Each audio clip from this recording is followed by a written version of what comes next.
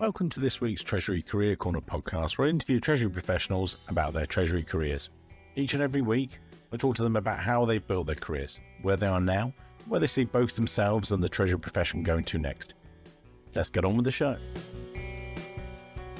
This week's show, delighted to be joined by Tom Milligan. Tom has an amazing 30-year plus career in Treasury with some amazing different companies. So we've got mining, transport, logistics, anything and everything in Treasury. Tom's done it. So that's what we're going to go through. We're actually going to cover right the way from early start within finance and IBM right through to now. Tom, I'm going to shut up, let you take over the show, sir. How did you first discover finance and then move into Treasury? Over to you. Sure. And thank you, Mike. And thank you for inviting me onto your podcast. Pleasure. I actually enjoy listening to the series, and I'm really pleased to be able to participate today. So thanks again for that. Pleasure. I think you're doing something that fills a gap for upcoming treasurers, but for Treasury professionals with lots of experience as well. I personally found that useful, and I also enjoyed the humour that you've introduced. So well, try and keep chucking in the old gag. All those man who's listening or sounded. A few of my gags he's taken out, but you can't have comedy like this. It's comedy gold, we know. But anyway, well, take us back to the beginning. How did you first ever? I know it was a couple of years ago now, but rather than dig into too much with dates, how did you first discover finance? Was that a drive for you, or how did it work? I originally qualified as a chartered accountant in Scotland, and I really enjoyed that. I trained in Glasgow with a good variety of clients. It was a fairly small accounting firm at the time, and the best part for me was the client interaction and me being able to lead the work processes across the spectrum. That included audit, of course, financial statements preparation, tax calculations and advice, even returns to revenue, and of course, cash flow management. Prior to being in the profession, I had actually worked for IBM for 16 months. That was part of my honours degree in business studies from Glasgow Caledonian. When I looked back and compared both experiences, for me, working in industry was more enjoyable and more fulfilling. That was really the beginning of my, what I would like to call my sector hopping journey, which ultimately led to a career in Treasury before I even realised I was there. My first role, leaving the profession back in industry, was with an engineering company. I was a divisional finance manager covering the USA, Australia, and Abu Dhabi. I'll come to that in a second. The second role was in biotech. It was very similar in the role I was performing, although I was covering then the UK, Denmark, Sweden, and Spain. So both of these roles did require accounting and reporting skills. Obviously, that was my background. But critically, they required cash flow forecasting, cash flow management, and foreign currency risk management. I'll be giving my age away here. Yeah, no, but with that, Tom, so in a way, there were quasi or had elements of Treasury before Treasury. That's when, and again, this was without giving my age away. It's when I first was starting in Treasury recruitment, and Treasury itself was still, it was certainly adolescent, so teenager. Treasury was starting to become a profession. The ACT was a different kind of form. That's the UK Association of Treasurers for our international guys. It was starting to develop, and you were getting, as you say, in those two roles, international exposure, but it wasn't actually called Treasury then, or was it starting to? It was beginning to. I think by the time I got to Stagecoach, they were actually looking for a designated treasurer. I left the biotech role to move into Stagecoach, and one of the key factors in obtaining that role was that when I'd been hired, one of my responsibilities was to take effectively 14 European currencies, again, giving my age away, this was pre the euro, and selling that surplus foreign currency into US dollars to flow back to the US for the purpose of profit repatriation, I guess, but funding the biotech R&D, which was predominantly carried out in the US. Right. So my role was to gather up the surplus, spot transactions, sell that into dollars and ship it back. What I did was to develop a consolidated cash flow forecasting model.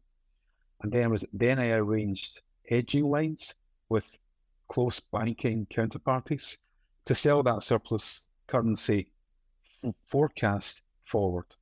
So right away, I was involved with counterparty credit risk. That was on my radar right away. Would those counterparties be there, be able to fulfill the transactions I was signing up?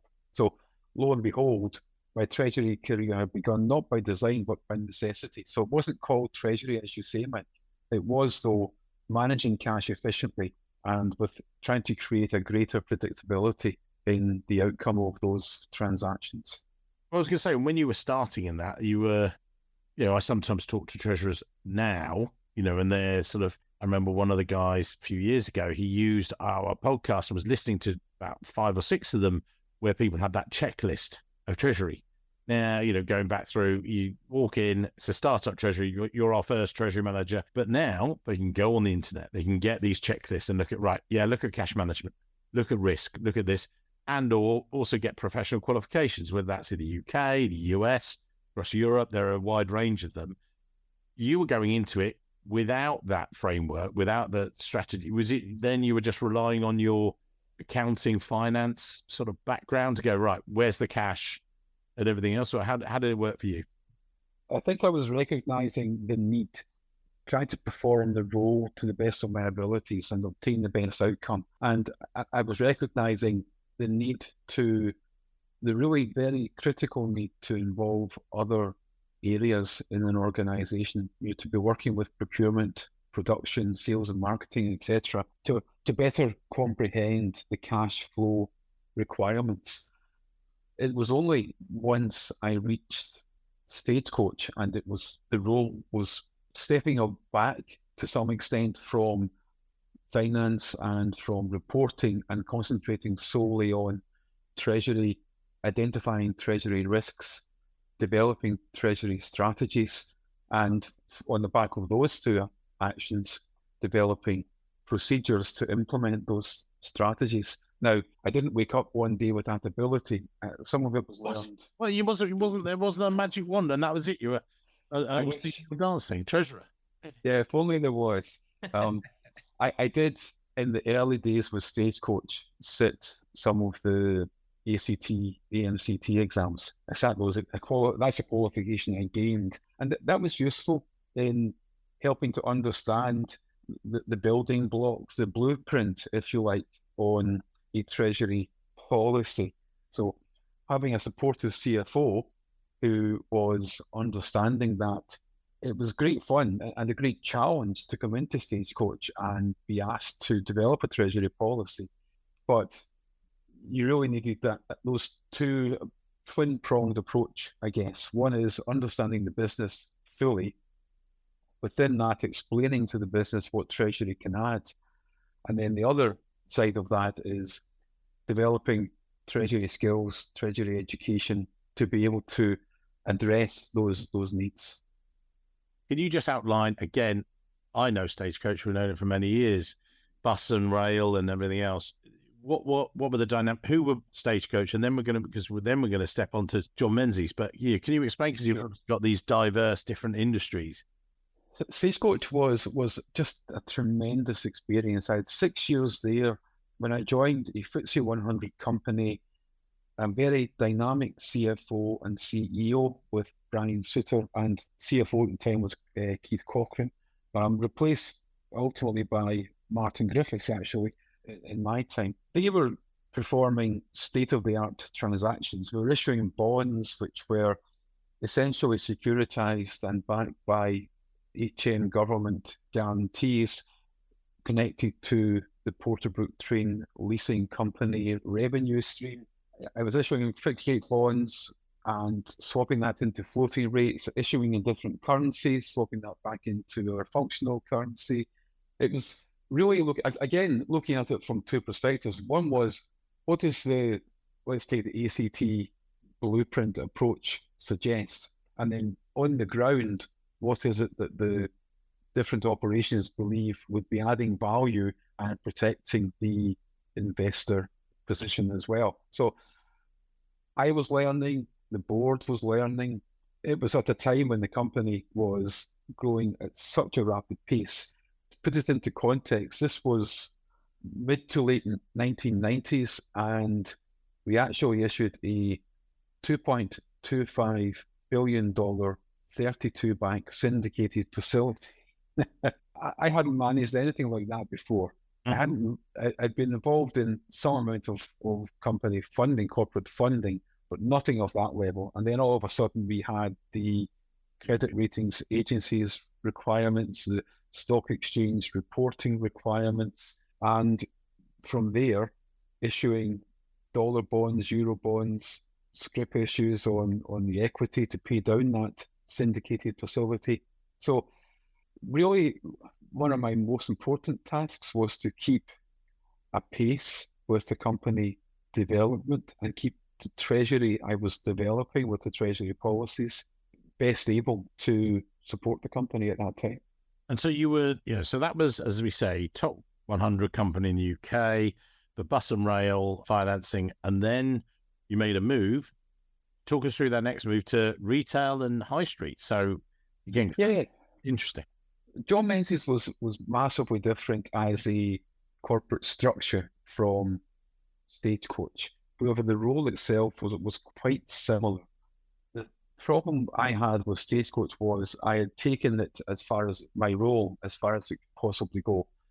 Treasury policies and procedures were in place. The boards were satisfied with those. I'd even implemented their first commodity hedging program, which generated substantial cash even in year one. I know that's not really the measure, but that protective measure that I identified and got board approval for was highly valuable to the company, even for the next 5 years after I left. Menzies, it's a well-known company. They're very much involved nowadays in aviation ground handling, which also happened then whilst I was there, although at a smaller size. And then it was the logistics part of moving newspapers and magazines around the UK. If you bought a newspaper or magazine in Scotland, it's more than likely the case that John Menzies put it there. They closed their shops by that time. So it was the logistics side and it was the aviation ground handling. And what they recognised was that their future plans for growth would require additional liquidity, would require a strong balance sheet and appropriate hedging strategies in place. And they were looking for somebody who had gone through a similar process in identifying risks, designing strategies, and then writing the policies and procedures to implement those. So I had just spent 6 years doing that for Stagecoach, and it was a great fit. I did exactly that for the next 6 years with John Menzies. And as all things, you thought, right, so I've done high street, I've done rail, a natural next move. Well, you've done, literally you're taking off. So talk us through. After 6 years, one has to say that John Menzies were in a good place. They did have a strong balance sheet. I put in place multiple bank lending facilities, mostly bilateral. And I learned something really effective in John Menzies, which was the importance of relationships with banks. Our head office was, as you say, Mike, on the head office, Princes Street in Edinburgh, central Edinburgh, surrounded by banks. So it was a super opportunity to begin building relationships, understanding how the banks worked, what was important to them. And one of the key things I learned then was it does no harm to tell a banking counterparty what it is I'm trying to achieve. I was learning as well, and oftentimes they would have a very good suggestion on how to achieve that.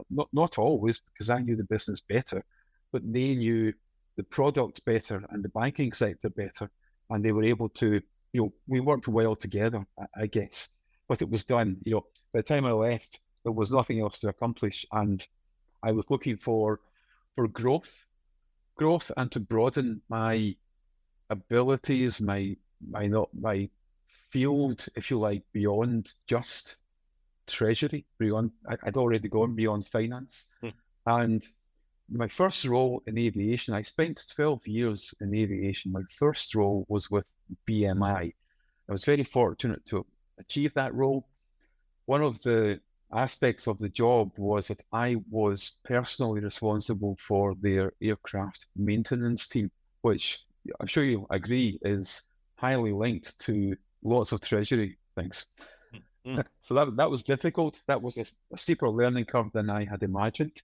But the key benefit from it was I was responsible for negotiating aircraft financing and aircraft lease agreements. And in particular with the aircraft lease agreements, they have very costly, potentially costly aircraft take on and return conditions.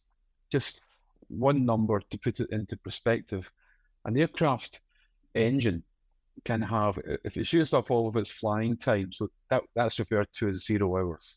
If it's just left the repair shop, then it's full life, so it's ready to start using up its flying hours.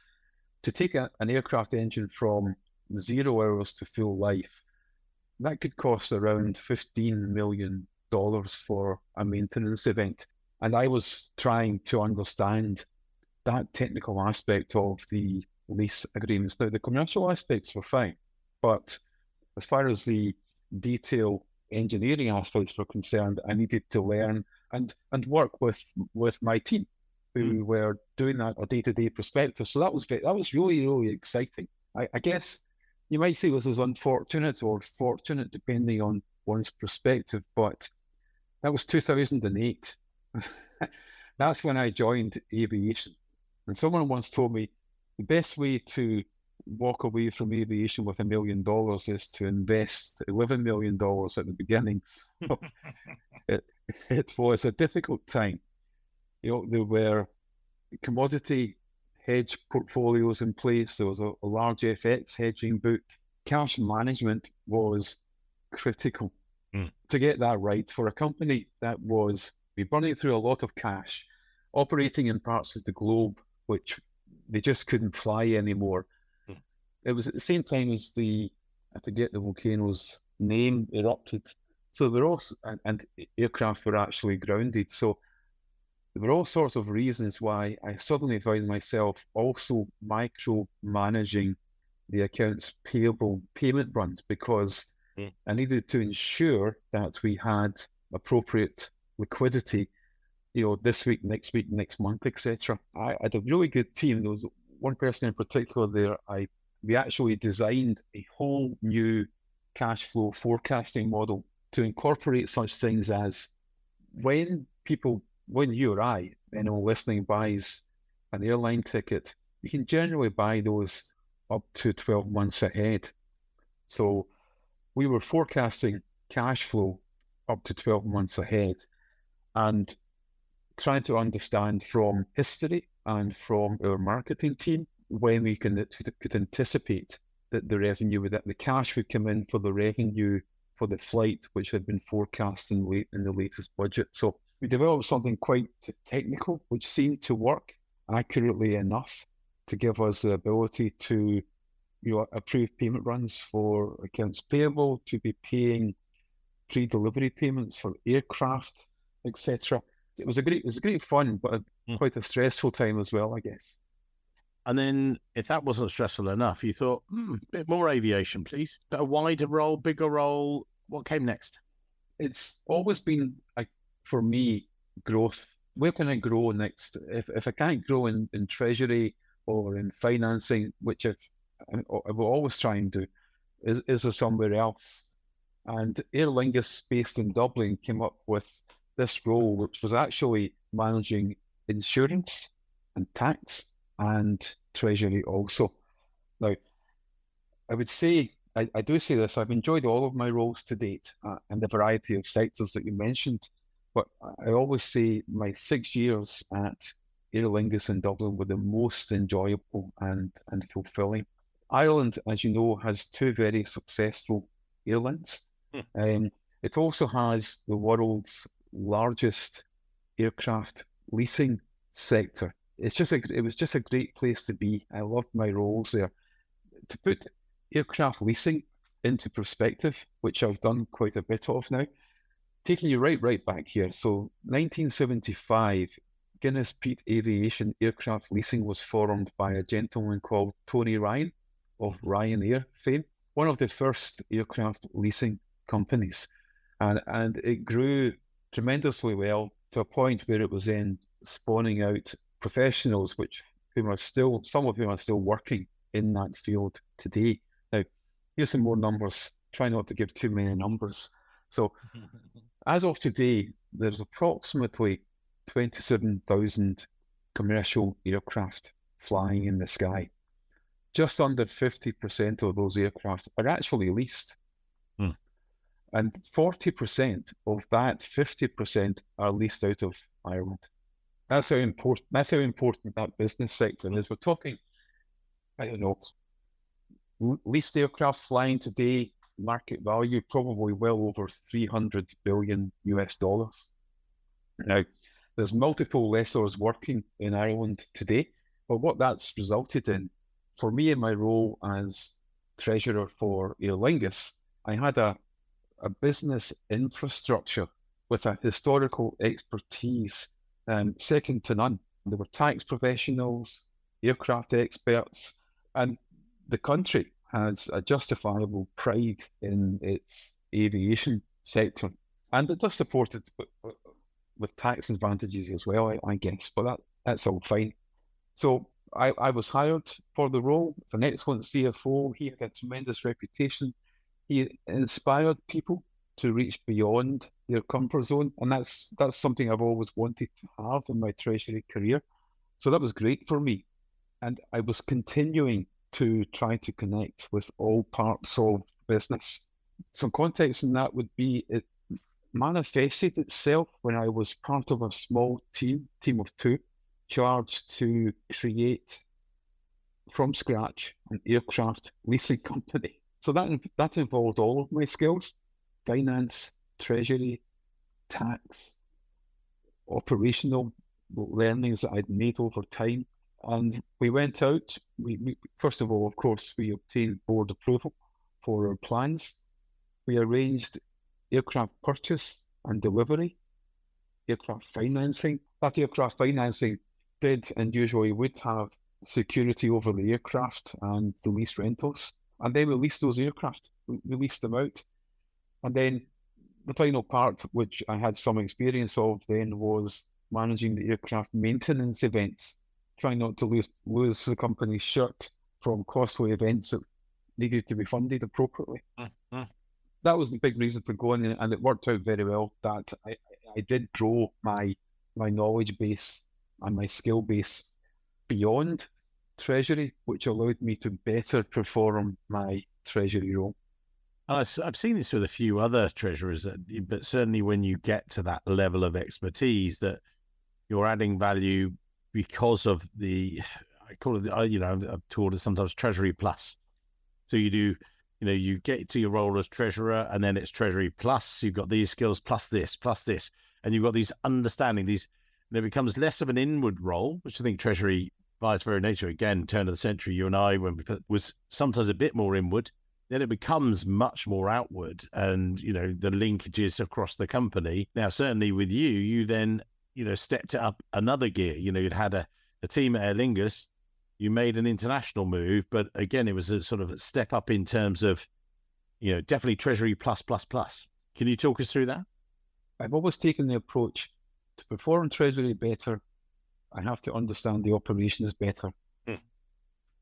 But Aer Lingus actually involved that, and again, I'm fairly repetitive in my career approach, explaining to people what it is I'm trying to do and how I think I can best achieve that, and it's perhaps in some way trying to sell my idea to them. But I've always been open to a different perspective, another approach, which should be considered, because that's why we have different areas, so we can have different experts in each of those to provide help, support in achieving the best outcome. Yes, it was Treasury Plus, but that makes the core Treasury part perform that much better. Yeah, you've got to have that as it's sort of in your back pocket per se and stuff. So, talk us about then the move to internationally. What drew you to that, and what happened next? Yep, we'd had the takeover of Aer Lingus. They were now entering into the IAG group.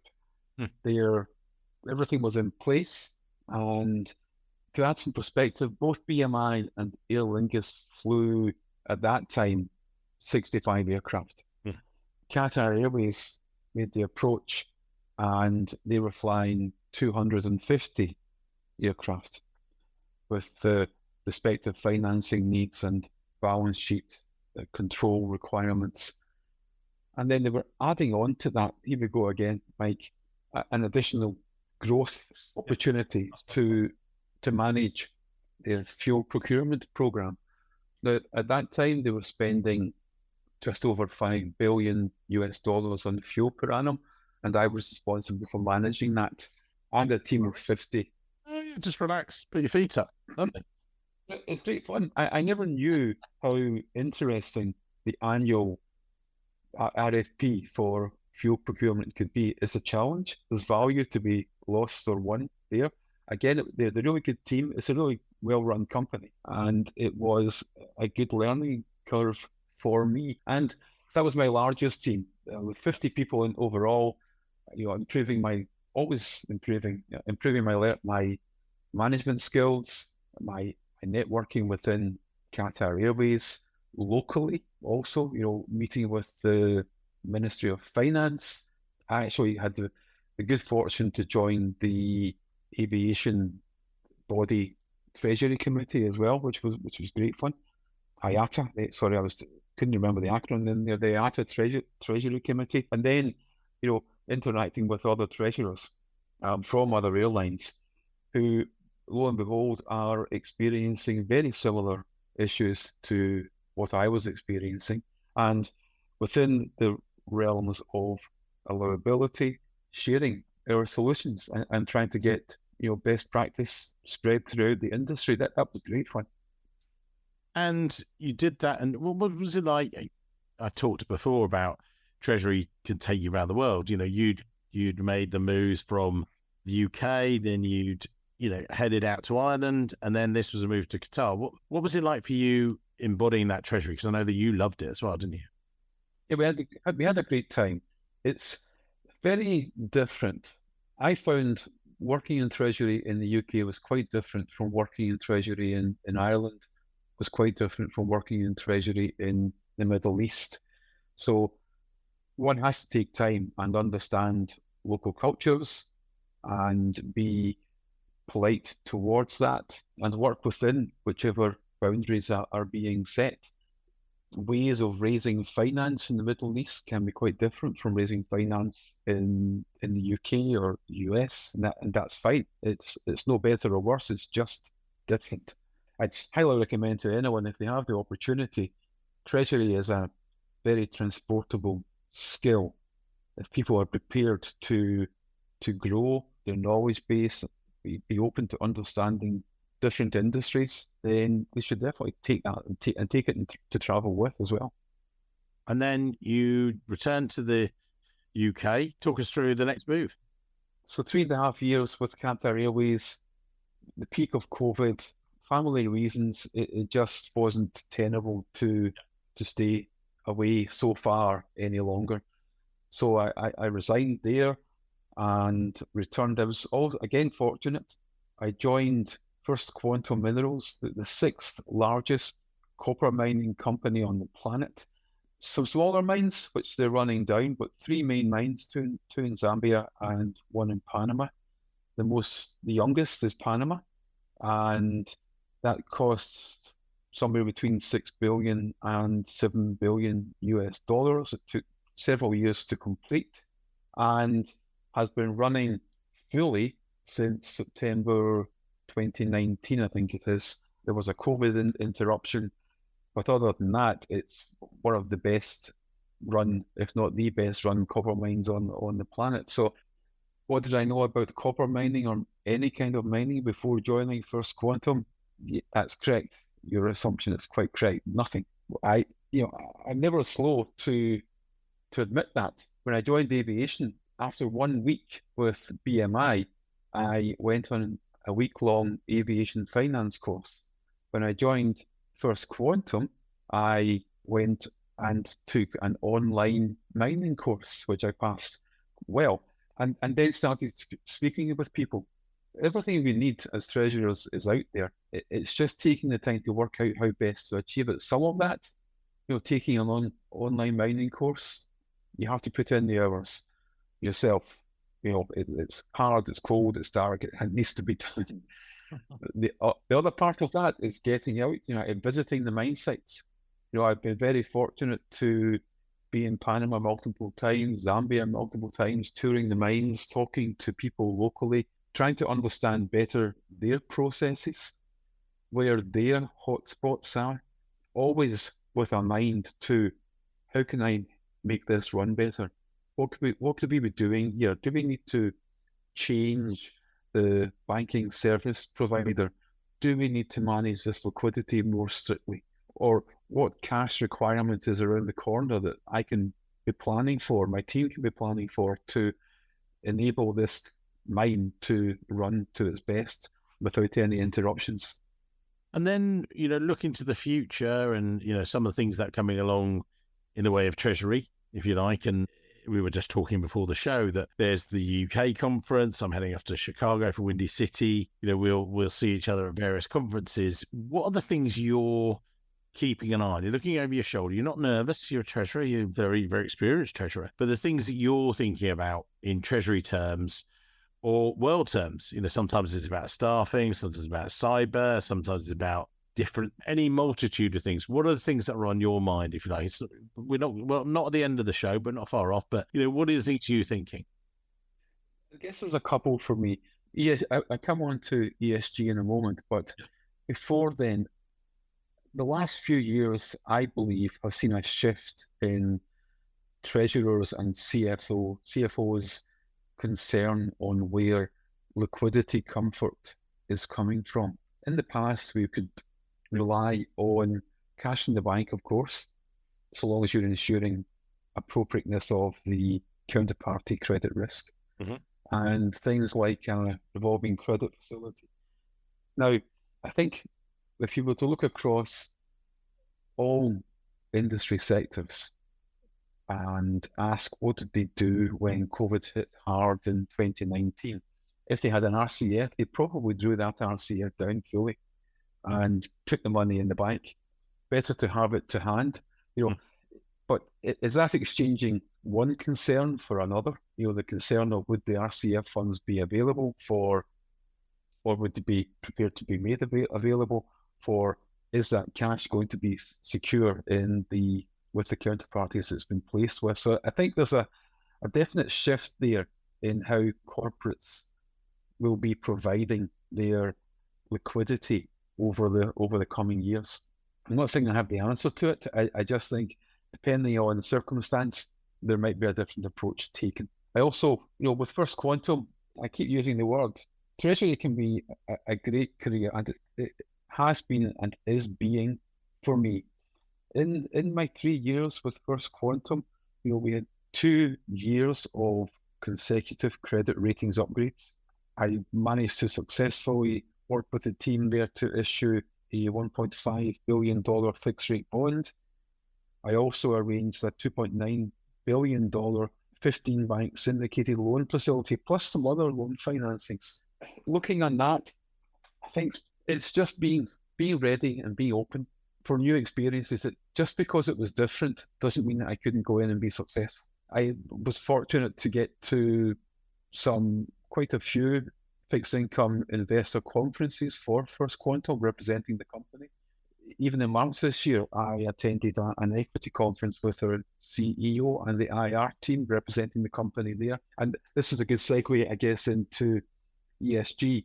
Over the last couple of years, but that's been it moves from not really being discussed to a hot topic to, yes, now it's discussed, but investors are becoming more sophisticated in their understanding of what corporates can do. We're talking about First Quantum at the moment. Copper is a critical mineral. We can't have a greener environment without companies like First Quantum producing copper. It's just necessary. A battery-operated car uses 3 to 4 times as much copper as a combustion engine car, for instance. Wind power needs a lot more copper. So what corporates will be doing is, to the best of their abilities, reducing their carbon footprint. But I think there's limits. I think we're learning there are limits to what can be achieved. On the S and the G side, First Quantum, again, we're very forward-looking. The CFO who hired me put in place an ESG manager who does a tremendous role. And it's having the time and resource to understand the corporate's footprint for environmental, social, and governance, and then be explaining to investors and to banks what the company is doing about that. It's a great area. It's going to grow. I'm quite certain of it. Will we ever get to the point where investors will only invest in zero or net zero carbon emitting companies? I don't believe personally that's possible. But certainly not. The technology isn't there to provide that today. But it is important. Corporates recognise that, and guess what? That also impacts Treasury. The Treasurers need to understand it as best they can. And so as we wrap up the show, as we do each and every week, we'll put your LinkedIn details in the show notes so people can expand your LinkedIn network, if you like. What takeaways are you going to give to the audience listening today? What are things they should be thinking about if you're early stage of your career, maybe mid or late, or what are the takeaways that you would give to someone? You've heard the show a few times, so you've had this closing piece. What are you going to give? For me, I might be being repetitive, but it's critical for anyone working in Treasury, just entering as a newbie or having been here for 2 or 3 decades, not to see Treasury as a standalone discipline. It cannot be successful if it doesn't fully integrate with the other parts of any organization. Always consider the business need first, and then try to understand how Treasury could add value. It's a process. With that understanding of added value potential, socialize any proposal to the impacted areas for their input. It's not going to happen until the positions are aligned and agreed upon. And then education. I think education is important, but that doesn't need to be of just in Treasury. I think I've demonstrated, I've taken education in mining, in aviation financing. It all helps perform one's role that much better. Thank you, sir. So not standalone, adding value, and we've got other bits there as well about education. So you'll get loads of value, you guys listening today. Thank you very much, sir. And we'll put your LinkedIn details in the show notes. And as I say, look forward to catching up with you in real life, not just virtually, over audio, over everything else very soon. Thanks very much. Thank you very much, Mike. Great talking to you. Thanks.